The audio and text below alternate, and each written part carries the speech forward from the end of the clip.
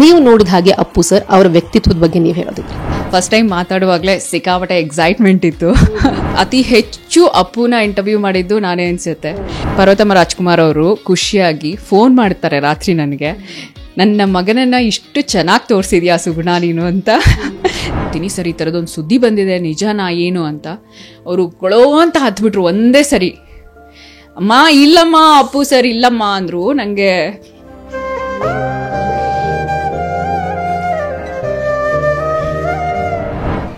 Of course ಎಲ್ಲರೂ ಹೋಗ್ತೀವಿ ಒಂದು ದಿವಸ, ಬಟ್ ಇಷ್ಟೊಂದು ಕಡಿಮೆ ಟೈಮ್ ಅಂತ ಎಲ್ರಿಗೂ ಬೇಜಾರಾಗುತ್ತೆ.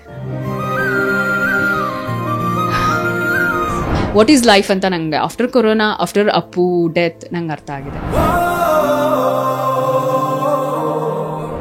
ಕರುನಾಡ ಕಣ್ಮಣಿ, ಕರ್ನಾಟಕ ರತ್ನ ಡಾಕ್ಟರ್ ಪುನೀತ್ ರಾಜ್ಕುಮಾರ್ ಅಪ್ಪು ಅವರ ಹುಟ್ಟುಹಬ್ಬ ಇವತ್ತು ಮಾರ್ಚ್ 17ನೇ ತಾರೀಕು.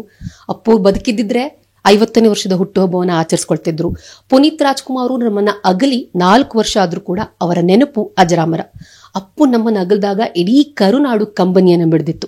ನಮ್ಮ ಮನೆ ಮಗನನ್ನೇ ಕಳೆದುಕೊಂಡಷ್ಟು ನೋವಾಗಿತ್ತು. ಅಷ್ಟರ ಮಟ್ಟಿಗೆ ಅಪ್ಪು ಕೇವಲ ನಟನಾಗಿ ಮಾತ್ರ ಅಲ್ಲ, ಅವರ ವ್ಯಕ್ತಿತ್ವ ಏನಿದೆ, ಅವರ ಸಿಂಪ್ಲಿಸಿಟಿ ಕೂಡ ಅಷ್ಟೇ ನಮ್ಮೆಲ್ಲರ ಮೇಲೂ ಕೂಡ ಒಂದು ಪ್ರಭಾವವನ್ನ ಬೀರಿತು. ನಾವೆಲ್ಲರೂ ಅವ್ರನ್ನ ದೂರದಿಂದ ನೋಡಿದೀವಿ, ಅದೆಷ್ಟೋ ಜನ ಅವರನ್ನ ಹತ್ತಿರದಿಂದ ನೋಡೋರಿದ್ದಾರೆ. ಆ ಹತ್ತಿರದಿಂದ ನೋಡಿದವರಲ್ಲಿ ಸಿನಿ ಪತ್ರಕರ್ತರು ಕೂಡ ಒಬ್ರು. ಇವತ್ತು ನಮ್ಮ ಜೊತೆಗೆ one of the famous cine journalist ಹಾಗೂ ಖ್ಯಾತ ನಿರೂಪಕಿ ಸುಗುಣ ಅವರಿದ್ದಾರೆ. ಸುಗುಣ ಅವರು ಅಪ್ಪು ಅವ್ರನ್ನ ನೋಡಿದ ರೀತಿ ಯಾವ ರೀತಿ, ಅವರ ವ್ಯಕ್ತಿತ್ವದ ಬಗ್ಗೆ ಸುಗುಣ ಅವ್ರು ಏನ್ ಹೇಳ್ತಾರೆ ಅವರನ್ನ ಕೇಳೋಣ. ನಮಸ್ತೆ ಮ್ಯಾಮ್. ನಮಸ್ತೆ. ಹಾಯ್. ಸೊ ನಾವೆಲ್ಲರೂ ಕೂಡ ಅಪ್ಪುಸನ್ನ ದೂರದಿಂದ ನೋಡಿದ್ದು, ಹತ್ತಿರದಿಂದ ನೋಡುವಂತ ಅವಕಾಶ ಸಿಕ್ಕಿಲ್ಲ. ಆದ್ರೆ ನೀವು ಸಿನಿ ಜರ್ನಲಿಸ್ಟ್ ಆಗಿ ಅವರ ಒಂದು ಸಿನಿ ಕರಿಯರ್ನ ಕೂಡ ನೋಡಿದ್ದೀರಾ, ಹತ್ತಿರದಿಂದ ಸಂದರ್ಶನ ಮಾಡೋ ಅವಕಾಶ ಕೂಡ ಸಿಕ್ತು. ನೀವು ನೋಡಿದ ಹಾಗೆ ಅಪ್ಪು ಸರ್ ಅವರ ವ್ಯಕ್ತಿತ್ವದ ಬಗ್ಗೆ ನೀವು ಹೇಳೋದಿದ್ರೆ? ಫಸ್ಟ್ ಟೈಮ್ ಅವ್ರನ್ನ ಭೇಟಿ ಮಾಡಿದ್ದ ಒಂದು ಸಂದರ್ಭನ ನಾನು ನೆನ್ಪು ಮಾಡ್ಕೋತೀನಿ. ಫಸ್ಟ್ ಟೈಮ್ ಅವರ ಹಳೆ ಮನೆ ಇತ್ತು ಆಗ ಸದಾಶಿವನಗರದಲ್ಲಿ, ಅಲ್ಲಿಗೆ ಬರಕ್ಕೆ ಹೇಳಿದ್ರು. ನಾನು ಫೋನಲ್ಲಿ ಮಾತಾಡಿದ್ದೆ. ಫಸ್ಟ್ ಟೈಮ್ ಮಾತಾಡುವಾಗಲೇ ಸಿಕ್ಕಾಪಟ್ಟೆ ಎಕ್ಸೈಟ್ಮೆಂಟ್ ಇತ್ತು. ಆತ್ಮೀಯತೆ ಅಂತೀವಲ್ಲ ಆ ಥರ. ಸೊ ಫಸ್ಟ್ ಟೈಮ್ ಅವರು ಫೋನಲ್ಲಿ ಮಾತಾಡಿ ಬನ್ನಿ ಸುಗುಣ ಈ ಥರ ಅಂತ ಹೇಳಿದ್ರು. ನಾನು ಆಗ TV9 ಇದ್ದೆ. ಸೊ ಹೋಗಿದ್ದೆ. ಅಲ್ಲಿ ಒಂದು ಫೌಂಟೇನ್ ಥರ ಇದೆ, ಅವ್ರ ಮನೆ ಹತ್ರ ಇತ್ತು ಆಗ ಹಳೆ ಮನೆಯಲ್ಲಿ. ಅಲ್ಲಿ ಇಂಟರ್ವ್ಯೂನ ಪ್ಲ್ಯಾನ್ ಮಾಡಿದ್ರು. ಹೋಗಿ ಒಂದು ಸ್ಮಾಲ್ ಚಿಟ್ ಚಾಟ್ ಅಷ್ಟೇ ಮಾತಾಡಿಸಿದೆ ಅವ್ರಿಗೆ, ಅವ್ರದ್ದು ಸಿನಿಮಾ ಬಗ್ಗೆ, ನೆಕ್ಸ್ಟ್ ಇದರಲ್ಲೆಲ್ಲ. ನಾನು ತುಂಬ ಖುಷಿ ಆಯಿತು. ಫಸ್ಟ್ ಟೈಮ್ಗೆನೇ ಅವರು ಅಯ್ಯೋ ಎಷ್ಟೊಂದು ಡೌನ್ ಟು ಅರ್ತ್ ಇದ್ದಾರೆ, ಡಾಕ್ಟರ್ ರಾಜ್ಕುಮಾರ್ ಅವ್ರ ಮಗ ಇವರು, ಆದರೂ ಎಷ್ಟು ಡೌನ್ ಟು ಅರ್ತ್ ಇದ್ದಾರೆ ಅಂತ. ಅತಿ ಹೆಚ್ಚು ಅಪ್ಪುನ ಇಂಟರ್ವ್ಯೂ ಮಾಡಿದ್ದು ನಾನೇ ಅನ್ಸುತ್ತೆ. ಆವಾಗಿಂದ ಒಂದು 20 yearsಲ್ಲಿ ಎಷ್ಟೊಂದು ಸರಿ ಅವ್ರನ್ನ ಭೇಟಿ ಮಾಡುವಂಥ ಸಂದರ್ಭ, ಸಿನಿಮಾ ಇರಬಹುದು, ಅವರ ಪರ್ಸ್ನಲ್ ಇಂಟರ್ವ್ಯೂಸ್ ಇರಬಹುದು. ಹಾಗೆ ನಾನೊಂದು ಸಂದರ್ಭ ನೆನಪು ಮಾಡ್ಕೊಳಕ್ಕೆ ಇಷ್ಟಪಡ್ತೀನಿ. ಅವ್ರದ್ದೊಂದು ಹೆಜ್ಜೆ ಗುರುತು ಅಂತ ಒಂದು ಪ್ರೋಗ್ರಾಮ್ ಮಾಡಿದ್ದೆ. ಬಾಲ್ಯದಿಂದ ಅಪ್ಪು ಪ್ರೇಮದ ಕಾಣಿಕೆ ಸಿನಿಮಾದಿಂದ, ಅಂದರೆ 6 ತಿಂಗಳ ಮಗುವಿಂದ ಅವರ ನೆಕ್ಸ್ಟ್ ಎಲ್ಲ ಸಿನಿಮಾದ ಜರ್ನಿವರೆಗೆ ಒಂದು ದೊಡ್ಡ ಪ್ರೋಗ್ರಾಮ್ ಅದು. ಆ ಪ್ರೋಗ್ರಾಮ್ ಮಾಡಿದ ನಂತರ for the first time Parvathamma Rajkumar ಅವರು ಖುಷಿಯಾಗಿ ಫೋನ್ ಮಾಡ್ತಾರೆ ರಾತ್ರಿ ನನಗೆ, ನನ್ನ ಮಗನನ್ನು ಇಷ್ಟು ಚೆನ್ನಾಗಿ ತೋರಿಸಿದ್ಯಾ ಸುಗುಣ ನೀನು ಅಂತ. ತುಂಬ ಖುಷಿಯಾಗಿತ್ತು ನನಗೆ. ಒಬ್ಬ TV ಜರ್ನಲಿಸ್ಟ್ಗಳಿಗೆ, ಅವರು ಪೇಪರ್ ಅವ್ರಿಗೆ ಎಲ್ಲನೂ ಬಹಳ ಹತ್ತಿರದಲ್ಲಿ ಇದ್ರು ಪಾರ್ವತಮ್ಮ ರಾಜ್ಕುಮಾರ್ ಅವರು. ಬಟ್ ಒಬ್ಬ TV ಚಾನಲ್ಗೆ ಕಾಲ್ ಮಾಡಿ ಬಹುಶಃ ಕಾಂಪ್ಲಿಮೆಂಟ್ ಕೊಟ್ಟಿದ್ದು ನನಗೆ ಅನಿಸುತ್ತೆ. ಅವ್ರಿಗೆ ಅಷ್ಟು ಖುಷಿಯಾಗಿತ್ತು ಆ ಕಾರ್ಯಕ್ರಮ. ಅದರಲ್ಲಿ ನೀವು ಇವಾಗಲೂ ನೋಡ್ಬೋದು, ಯೂಟ್ಯೂಬಲ್ಲಿದೆ ಹೆಜ್ಜೆ ಗುರುತು ಅಂತ. ತುಂಬ ಚೆನ್ನಾಗಿ ಬಂದಿತ್ತು ಆ ಕಾರ್ಯಕ್ರಮ. ಆ್ಯಂಡ್ ಅದಾದಮೇಲೆ ಅಪ್ಪುನ ಬಹಳ ಜನ ಅನ್ಕೋತಾರೆ ಅಪ್ಪು ಸಿನಿಮಾದಿಂದ ಹೀರೋ ಆಗಿ ಇಂಟ್ರೊಡ್ಯೂಸ್ ಮಾಡಿಸಿದ್ರು, ಮತ್ತು ಅದರಲ್ಲಿ ಇದರಲ್ಲಿ ಅಂತ. ಆದರೆ ಭಗವಾನ್ ಅವರು ಅವ್ರನ್ನ 6 ತಿಂಗಳ ಮಗುಗೆ ಇಂಟ್ರೊಡ್ಯೂಸ್ ಮಾಡಿಸಿದ್ರು. ಅವರೂ ಕೂಡ ಆ ಕಾರ್ಯಕ್ರಮ ನೋಡಿ ಖುಷಿಯಾಗಿ ಕಾಲ್ ಮಾಡಿ ನನಗೆ ವಿಶ್ ಮಾಡಿದ್ರು, ತುಂಬ ಚೆನ್ನಾಗಿ ಬಂತಮ್ಮ ಕಾರ್ಯಕ್ರಮ ಅಂತ. ಅದ ನಂತರ ಅಪ್ಪು ಅವ್ರನ್ನ ನಾನು ಹೇಗೆ ನೋಡ್ಕೊಂಡು ಬರ್ತಾ ಇದ್ನೋ, ಅವರು ನನ್ನ ಸ್ಟೇಜಸ್ನ ನೋಡ್ಕೊಂಡು ಬರ್ತಾ ಇದ್ರು. ಪ್ರತಿ ಸಾರಿ ಹೋದಾಗೆಲ್ಲ ಹೇಗಿದ್ದಾರೆ, ಮನೇಲಿ ಹೇಗಿದ್ದಾರೆ ಸುಗುಣ, ಏನು ಮಾಡ್ತಿದ್ದೀರಾ, ಈಗ ಏನು ಮಾಡ್ತಿದ್ದೀರಾ, ಈ ಥರ ಎಲ್ಲ ಅವರು ಹೆಣ್ಮಕ್ಳಿಗೆ ತುಂಬ ಸಪೋರ್ಟ್ ಮಾಡೋರು ಅನ್ನೋದು ಗೊತ್ತಾಗ್ತಾ ಇತ್ತು. And I am the first person to prank Appu. ಅದೊಂದು ಸಂದರ್ಭನ ಹೇಳಕ್ಕೆ ಇಷ್ಟಪಡ್ತೀನಿ.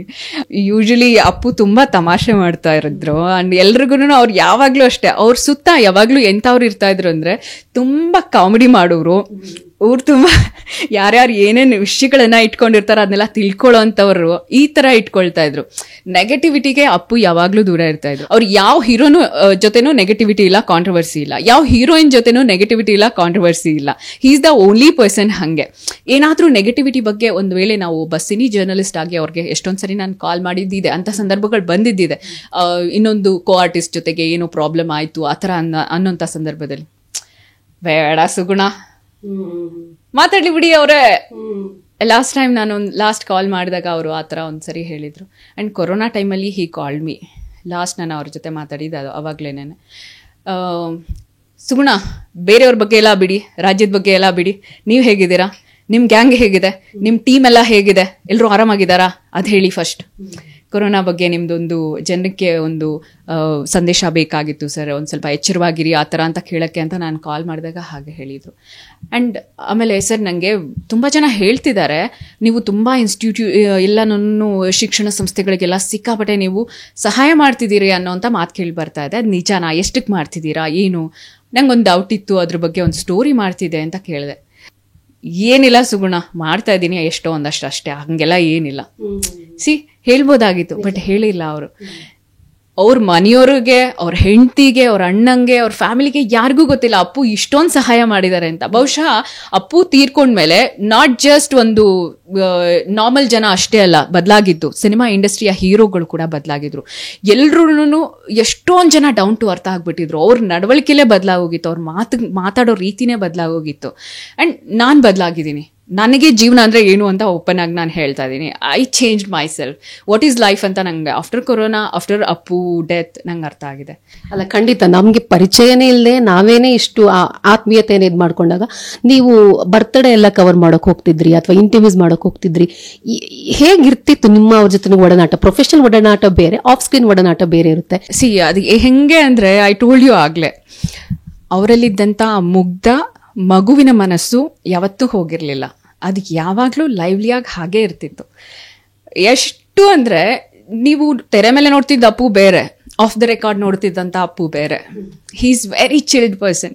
ಎಷ್ಟು ಖುಷಿಯಾಗಿ ಟೈಮ್ನ ಕಳೆಯೋರು ಅಂದರೆ, ಸುಗುಣ ಮನೆಗೆ ಬನ್ನಿ, ಫ್ಯಾಮಿಲಿನ ಕರ್ಕೊಂಡು ಬನ್ನಿ, ನೀವು ಇದೆಲ್ಲ ಬಿಡಿ, ಬನ್ನಿ ನೀವು. That's how he is. ಮನೆಗೆ ಹೋದಾಗ ಅಶ್ವಿನಿ ಮ್ಯಾಮ್ ಮಾಡಿದಂಥ ಬಿಸ್ಕೆಟ್ಸ್ ಅವರೇ ಓನಾಗಿ ಮಾಡ್ತಿದ್ರು ಮನೇಲಿ. ಆ ಬಿಸ್ಕೆಟ್ಸ್ನ, ಚಾಕ್ಲೇಟ್ಸನ್ನ ಕೊಡೋರು. ಹೀ ಈಸ್ ವೆರಿ ಏನೇನು ಹೇಳ್ತೀರ ಅಂದರೆ, ಬಂಗಾರದ ಮನುಷ್ಯನ ಬಂಗಾರದ ಮಗು ಅದು. ಆ್ಯಂಡ್ ಎಷ್ಟೊಂದು ಸರಿ ನಾನು ಶೂಟಿಂಗ್ ಸೆಟ್ಸ್ಗೆ ಹೋಗ್ತಾ ಇದ್ದೆ, ಅವ್ರು ಡಾನ್ಸ್ ಮಾಡ್ತಾ ಇದ್ನ ಎಲ್ಲನೂ. ಅವ್ರಿಗೆ ತುಂಬ ಸಂಕೋಚ. ಪರಮಾತ್ಮ ಟೈಮಲ್ಲಿ ಇರ್ಬೋದು, ಬಿಂದಾಸ್ ಸಾಂಗ್ ಶೂಟಿಂಗಲ್ಲಿ ಇರ್ಬೋದು, ಅವಾಗೆಲ್ಲ ನಾನು ಅಲ್ಲೇ ಇರ್ತಾ ಇದ್ದೆ. ಈ ಸುಗುಣ ನೀವು ಕ್ಯಾಮ್ರಾ ಆಫ್ ಮಾಡಿ ಹೋಗಿ ಆ ಕಡೆ ಅಂತಿದ್ರು. ಆ್ಯಂಡ್ ಫಸ್ಟ್ ಟೈಮ್ ಅವ್ರಿಗೆ ಬಹುಶಃ ನಾನೇ ಅಷ್ಟೊಂದು ಡೇರಿಂಗಾಗಿ ಕೇಳಿದ್ದಿದ್ದು ಅವರ ಒಂದು ಗ್ರಾನೈಟ್ ಬಿಸ್ನೆಸ್ ಬಗ್ಗೆ ಇರಬಹುದು. ಆ ಸಂದರ್ಭ ಸ್ಟ್ರೇಟ್ ಹಿಟ್ ಸುಗುಣದಲ್ಲಿ ನಾನು ಮಾಡಿದಂಥ ಸೆಕೆಂಡ್ ಎಪಿಸೋಡು ಅಪ್ಪುದೇ ಮಾಡಿದ್ದೆ. ಸೊ ಎಲ್ರೂ ಶಾಕ್ ಆದ್ರು. ಅದೊಂದು ಸಿನಿಮಾ ಶೂಟಿಂಗ್ ನಡೀತಾ ಇತ್ತು. ಆ ಲೊಕೇಶನಲ್ಲೇ ನಾನು ಇಂಟರ್ವ್ಯೂ ಮಾಡಿದ್ದು ಅಪ್ಪುಗೆ. ಫಸ್ಟ್ ಟೈಮ್ ಅವ್ರಿಗೆ ಆ ಥರದ್ದೊಂದು ಪ್ರಶ್ನೆನ ಕೇಳಿದ್ದೆ, ಸರ್ ನೀವು ಗ್ರಾನೈಟ್ ಬಿಸ್ನೆಸ್ ಮಾಡ್ತಿದ್ರಂತೆ, ಹೌದಾ ಅಂತ. ಹೌದು ಸುಗುಣ, ನನಗೆ ಬಹಳ ಜನ ಅದ್ರ ಬಗ್ಗೆ ಇದು ಮಾಡ್ತಾ ಇದ್ರು. ನಾನು ಆ್ಯಕ್ಚುಲಿ ಅದನ್ನು ವೀರಪ್ಪನ್ಗೆ ಇದಕ್ಕೆಲ್ಲ ಕನೆಕ್ಟ್ ಮಾಡಿಬಿಟ್ಟಿದ್ರು. ನಾನು ಇಲ್ಲ, ನಮ್ಮ ತಂದೆಗೆ ಅದು ಕೆಟ್ಟ ಹೆಸರು ಬರುತ್ತೆ ಅಂದರೆ ನಾನು ಯಾಕೆ ಇದು ಮಾಡಬೇಕು ಅಂತ ನಾನು ಅದನ್ನ ಬಿಟ್ಬಿಟ್ಟೆ, ಆ ಬಿಸ್ನೆಸ್ಸನ್ನೇ ಸ್ಟಾಪ್ ಮಾಡಿದೆ ಅಂತ ಹೇಳಿದ್ರು. ಓಪನ್ ಆಗಿ ಹೇಳಿದ್ರು ಅವರು, ಯಾವುದೇ ಮುಚ್ಚುಮರೆ ಇಲ್ಲದೆ. ಅದನ್ನು ಇನ್ನೊಂದೇನೋ ಬೇರೆ ರೂಟ್ನ ಚೇಂಜ್ ಮಾಡಿ ಹಂಗಲ್ಲ ಹಿಂಗಲ್ಲ ಅಂತ ಅದಕ್ಕೆ ಬಣ್ಣ ಕಟ್ಟೋರು ಬಹಳ ಜನ ಇದ್ದಾರೆ. But he is very open. And ಯಾವಾಗಲೂ ಅಷ್ಟೇ, ಅವ್ರದ್ದು ಫ್ರೆಂಡ್ಸ್ ಗ್ಯಾಂಗೇ ಬೇರೆ ಇತ್ತು. ಸಿನಿಮಾದವ್ರದ್ದು ಅಲ್ದಿರೆ ಅವ್ರ ಫ್ರೆಂಡ್ಸ್ ಗ್ಯಾಂಗೇ ಬೇರೆ ಇರ್ತಾ ಇತ್ತು. ಅವರು ಟ್ರೆಕ್ಕಿಂಗ್ ಮಾಡೋಕ್ಕೆ ಅಂತ ಒಂದು ಫ್ರೆಂಡ್ಸ್ ಇದ್ರು, ಅವ್ರ ಸೈಕ್ಲಿಂಗ್ ಫ್ರೆಂಡ್ಸ್ ಟೀಮ್ ಒಂದಿತ್ತು, ಅವ್ರ ಜಿಮ್ ಫ್ರೆಂಡ್ಸ್ ಗ್ಯಾಂಗ್ ಒಂದಿತ್ತು. ಎಲ್ಲರೂ ಕೂಡ ಈಗ ನಮ್ಮ ಜೊತೆ ಟಚಲ್ಲಿ ಇದ್ದಾರೆ ಇವಾಗ್ಲೂ. ಬಟ್ ಅಪ್ಪು ಇಸ್ ನೆನಪು ಅಷ್ಟೇ. ಅಕ್ಟೋಬರ್ 29, 2021 ಅದು ಇಡೀ ಕರುನಾಡಿಗೆ ಒಂದು ರೀತಿ ಕರಾಳ ದಿನ ಅಂತಾನೆ ಅನ್ಬೋದು. ನೀವು ಸುವರ್ಣ ನ್ಯೂಸಲ್ಲಿ ಇದ್ರಿ, ಒಂದು ಕಡೆ ನ್ಯೂಸ್ ಓದಬೇಕು, ಪ್ರೊಫೆಷನ್ನ ಹ್ಯಾಂಡಲ್ ಮಾಡಬೇಕು. ನಮಗೇನೆ, ನಾನು ಕೂಡ ಜರ್ನಲಿಸ್ಟ್ ಆಗಿ ಆ ನ್ಯೂಸ್ ಬಂದಾಗ ಸಬ್ಜೆಕ್ಟ್ ಅದು ಸೆಗ್ಮೆಂಟ್ ಮಾಡೋ ಆಲೋಚನೆ ಬರಲಿಲ್ಲ, ಈ ಥರ ಎಲ್ಲ ಆಗ್ಬಿಡ್ತಾ ಅಂತ. ನೀವು ಆನ್ ಸ್ಕ್ರೀನು ನಿಮ್ಮ ಭಾವನೆಗಳನ್ನ ಕೂಡ ವ್ಯಕ್ತಪಡಿಸಬಾರ್ದು, ಒಳಗಡೆ ಇನ್ನರ್ ಫೀಲಿಂಗ್ಸ್ ಇದ್ದೇ ಇರುತ್ತೆ. ಆ ಮೊಮೆಂಟು ಇದು ಎಕ್ಸ್ಪ್ರೆಸ್ ಮಾಡೋಕ್ಕಾಗಲ್ಲ. ಬಟ್ ಅದ್ರ ಬಗ್ಗೆ ಹೇಳೋದಿದ್ರೆ 100% ಅದು ಆ ಒಂದು ವಾರ ನಾವಾಗಿರಲಿಲ್ಲ, ನಮ್ಮಲ್ಲಿ ನಾವಿರಲಿಲ್ಲ ಅಷ್ಟೇ. ಅದು ಹೇಗೆ ಅಂದರೆ, ನಾನು ಒಂದು ವಾರ ಕಾರ್ಯಕ್ರಮ ಮಾಡಿರಲಿಲ್ಲ. ಆಫ್ ದ ರೆಕಾರ್ಡ್ ಏನೇನು ಬೇಕೋ ಅದು ಎಲ್ಲ ತಯಾರಿಗಳನ್ನು ಮಾಡ್ಕೊಳ್ತಾ ಇದ್ವಿ. ಯಾರನ್ನ ಮಾತಾಡಿಸ್ಬೇಕಾಗಿತ್ತೋ ಮಾತಾಡಿಸ್ತಾ ಇದ್ದೆ. ಇಂಡಸ್ಟ್ರಿಯವರು, ಅವರ ಕ್ಲೋಸ್ ಯಾರ್ಯಾರು ಸಂಬಂಧಪಟ್ಟವ್ರನ್ನ ಯಾರು ಮಾತಾಡಿಸ್ಬೇಕಿತ್ತೋ ಅವ್ರನ್ನೆಲ್ಲ ಮಾತಾಡಿಸ್ತಿದ್ವಿ. ಬಟ್ ನಾನು ಒಂದು ವಾರ ಆನ್ ಸ್ಕ್ರೀನ್ ಬರಲಿಲ್ಲ, ನಾನು ಕಾರ್ಯಕ್ರಮನೇ ಮಾಡಲಿಲ್ಲ, ಮಾಡುವಂಥ ಪರಿಸ್ಥಿತಿಲೂ ಇರಲಿಲ್ಲ. ನಾವು ಯಾವ ಟೈಮಿಗೆ ಬರ್ತಿದ್ವಿ ಗೊತ್ತಿಲ್ಲ, ಯಾವ ಟೈಮಿಗೆ ಹೋಗ್ತಿದ್ವಿ ಗೊತ್ತಿಲ್ಲ. ಸೊ ಹಾಗಾಗಿ ಹೇಗೆ ವೃತ್ತಿಯಲ್ಲಿ ಎಷ್ಟಿರಬೇಕೋ ಅಷ್ಟೇ ಇದಿರ್ತಾ ಇದ್ದೆ. ಹಾಗಾಗಿ ನಾನು, ಆದರೆ ಅಪ್ಪುದು ಹಂಗಾಗಲೇ ಇಲ್ಲ. ನಮ್ಮ ಜೊತೆಗೆ ಅವರು ಸ್ಟಾರ್ ಆಗೋದ್ರು, ಸೂಪರ್ ಸ್ಟಾರ್ ಆಗಿ ಬೆಳೆದ್ಬಿಟ್ರು, ಪವರ್ ಸ್ಟಾರ್ ಆಗಿ ಬೆಳೆದ್ಬಿಟ್ರು. ಆ ದಿನಗಳು ಮಾತ್ರ ಮತ್ತೆ ಯಾವತ್ತೂ ಬರಬಾರ್ದು ಅಂತ ಕೋರ್ಕೋತೀನಿ. ಅವತ್ತು ಬೆಳಗ್ಗೆ ಒಂದು ನಮ್ಮದು ಈವೆಂಟ್ ಇತ್ತು, ಅದು ಮುಗಿಸ್ಕೊಂಡು ನಾನು ಬಂದೆ. ಆಫೀಸಿಗೆ ಬಂದಿದ ತಕ್ಷಣ ನನಗೆ ಅವರ ಅಪ್ಪು ಅವರ ತುಂಬ ಕ್ಲೋಸ್ ವ್ಯಕ್ತಿ. ನನಗೆ ನಾನೇ ಅವ್ರಿಗೆ ಕಾಲ್ ಮಾಡ್ತೀನಿ, ಸರ್ ಈ ಥರದೊಂದು ಸುದ್ದಿ ಬಂದಿದೆ, ನಿಜನಾ ಏನು ಅಂತ. ಅವರು ಗೊಳೋ ಅಂತ ಹತ್ಬಿಟ್ರು ಒಂದೇ ಸರಿ. ಅಮ್ಮ ಇಲ್ಲಮ್ಮ, ಅಪ್ಪು ಸರ್ ಇಲ್ಲಮ್ಮ ಅಂದರು. ನನಗೆ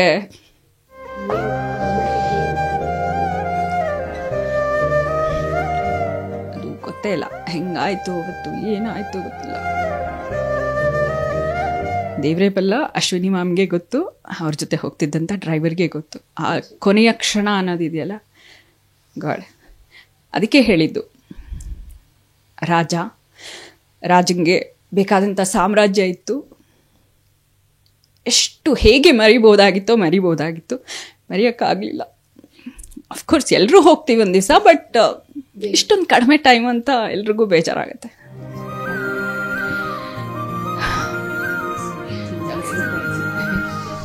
ಆ್ಯಕ್ಚುಲಿ ಎಲ್ಲರೂ ಅಪ್ಪುನ ಹೀರೋಗಿ ನೋಡಿರ್ತೀರಾ, ಅವರ ಎಲ್ಲ ಬೇರೆ ಬೇರೆ ಫೇಸಸ್ನ ನೀವು ನೋಡಿದ್ದೀರಾ. ಆದರೆ Appu is a very good business man. ಅವ್ರು ತುಂಬ ಒಳ್ಳೆ ಬಿಸ್ನೆಸ್ ಮ್ಯಾನ್. ಬಹಳ ಜನಕ್ಕೆ ಅದು ಗೊತ್ತಿಲ್ಲ ಅಂದ್ಕೊಂಡಿದ್ದೀನಿ ನಾನು. ಹಿ ವಾಸ್ ದ ಏನು ಹೇಳ್ತಾರೆ, ಹೈಯೆಸ್ಟ್ ಪೇಯ್ಡ್ ಆ್ಯಕ್ಟರ್ ಅನ್ನೋದು ಗೊತ್ತಿತ್ತಲ್ಲ ಇಂಡಸ್ಟ್ರಿಯಲ್ಲಿ. ಅಟ್ ದ ಸೇಮ್ ಟೈಮ್ ಅವರು ಅತಿ ಹೆಚ್ಚು ಅವರ ಬೇರೆ ಬಿಸ್ನೆಸ್ಸಸ್ಸಿಂದನೂ ಕೂಡ ಅವರು ಅರ್ನ್ ಮಾಡ್ತಿದ್ರು. ಅಣ್ಣವ್ರ ಮಕ್ಕಳಲ್ಲಿ ಅತಿ ಹೆಚ್ಚು ಅರ್ನ್ ಮಾಡ್ತಿದ್ದಂಥ ವ್ಯಕ್ತಿ ಅಪ್ಪು ಸರ್ ಆಗಿದ್ರು. ಆ್ಯಂಡ್ ಅವ್ರಿಗೆ ಅಷ್ಟು ಟ್ಯಾಲೆಂಟ್ ಇತ್ತು, ಬಿಸ್ನೆಸ್ ಮ್ಯಾನ್ ಆಗಿ ಕೂಡ ಅವರು ಸಕ್ಸಸ್ ಆಗಿದ್ರು. ಅವ್ರದ್ದು ಬೇರೆ ಏನೇ ಬಿಸ್ನೆಸ್ಸಸ್ ಇರಲಿ, ಆ ಎಲ್ಲದರಲ್ಲೂ ಕೂಡ ಅವರು ತುಂಬ ಚೆನ್ನಾಗಿ ಅರ್ನ್ ಮಾಡ್ತಾಯಿದ್ರು. ಆ್ಯಂಡ್ ಹೇಗೆ ಅದನ್ನ ಬಿಸ್ನೆಸ್ನ ಇಂಪ್ರೂವ್ ಮಾಡಬೇಕು ಅನ್ನೋದು ಅವ್ರಿಗೆ ಗೊತ್ತಿತ್ತು. ಒಂದು ಆನ್ ಸ್ಕ್ರೀನು, ಇನ್ನೊಂದು ಸ್ಮಾಲ್ ಸ್ಕ್ರೀನು, ಇನ್ನೊಂದು ಅವರ ಬಿಸ್ನೆಸ್ ಬೇರೆ ಏನೇನಿತ್ತು ಅದರಲ್ಲೆಲ್ಲನೂ ಕೂಡ ತುಂಬ ಚೆನ್ನಾಗಿ ಪ್ಲಾನ್ ಮಾಡ್ತಾ ಇದ್ರು. He was a very good businessman, ಹಂಗೆ ಹೇಳಿದ್ರೆ. Thank you so much madam. Appu ಅವ್ರ ಜೊತೆಗಿನ ಒಡನಾಟದ ಬಗ್ಗೆ, ನೀವು ನೋಡಿದಂತೆ ಅವ್ರ ವ್ಯಕ್ತಿತ್ವದ ಬಗ್ಗೆ ನಮ್ಮ ಜೊತೆ ಹಂಚ್ಕೊಳ್ಳೋದಕ್ಕೆ ತುಂಬಾ ಧನ್ಯವಾದಗಳು. Thank you so much. Yes, I am bit emotional. Appu sir ಅಂದರೆ ಮಾತ್ರ ಹಾಗೆ ಕಣ್ಣೀರು ಬಂದ್ಬಿಡುತ್ತೆ ನನಗೆ. I am so sorry for that. But ಆ ಒಡನಾಟ ಹಾಗಿತ್ತು, ನನ್ನ ಮಾತಾಡಿಸ್ತು ಅಷ್ಟೇ.